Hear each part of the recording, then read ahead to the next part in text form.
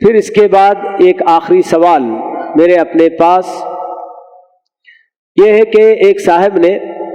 سوال کیا ہوا ہے کہ عربی سیکھنے کی اہمیت کیا ہے۔ معذرت کے ساتھ کہ کل قصر کی نماز کے تعلق سے مجھے جواب دینا تھا، لیکن چونکہ وقت ہو گیا میں اس پر غور نہیں کر سکا تھا۔ معذرت چاہوں گا کہ جن کا بھی وہ سوال تھا تو کل انشاءاللہ پہلی فرصت میں اسی سوال سے ہم انشاءاللہ آغاز کریں گے کہ نماز قصر کے تعلق سے کچھ تفصیل معلوم کرنا تھا۔ تو یہاں یہ جو سوال ہے کہ عربی سیکھنے کی تعلق سے،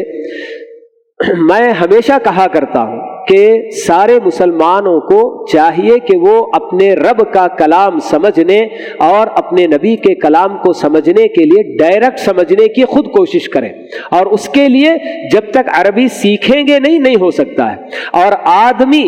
جب ڈائریکٹ سمجھنے لگ جائے گا، میں سمجھتا ہوں کہ لوگوں میں جو اختلافات بہت پائے جا رہے ہیں اس میں سے آدھا حصہ انشاءاللہ ختم ہو جائے گا کہ اللہ اور اللہ کے رسول ہم سے کیا کہہ رہے ہیں۔ یہ جب ہم ڈائریکٹ سمجھنے کی کوشش کریں گے اور سمجھ لیں گے تو ان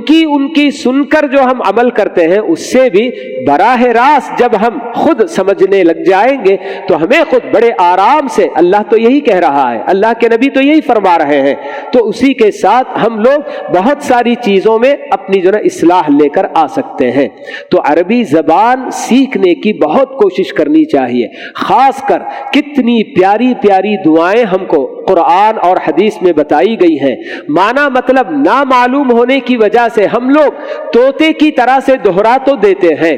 لیکن آدمی اگر ان کا معنی مطلب سمجھ کر دعا کرے گا تو کتنی گہرائی سے وہ دعا کرے گا اور کتنا گڑ گڑا کر دعا کرے گا، یہ سبھی تبھی اندازہ ہو سکتا ہے۔ کیونکہ جو آدمی سمجھ رہا ہے کہ میں کیا مانگ رہا ہوں میرے پروردگار سے، اور ایک آدمی ایسے ہی مانگ رہا ہے، اسے نہیں معلوم کہ میں کیا مانگ رہا ہوں، دونوں برابر نہیں ہو سکتے ہیں۔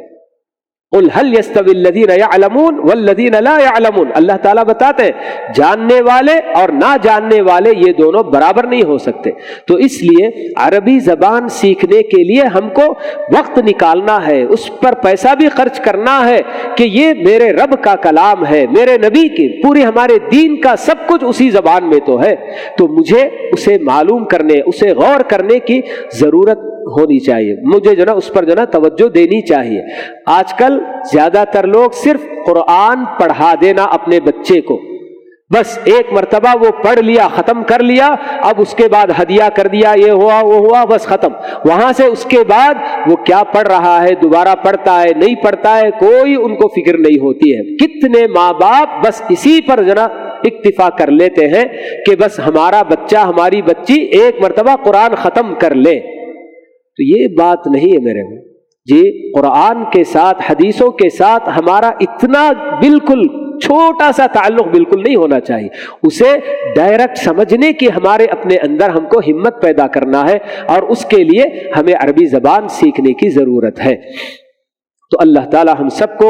جو کچھ بھی باتیں ہم لوگ دین کی معلوم کرتے ہیں، جو باتیں ہمیں معلوم ہوتی ہیں، ان پر عمل پیرا ہونے کی بھی اللہ تعالیٰ ہم سب کو توفیق نصیب فرمائے، آمین۔ وآخر دعوانا ان الحمد للہ رب العالمین، وصلی اللہ وسلم علی نبینا محمد وعلی آلہ واصحابہ اجمعین۔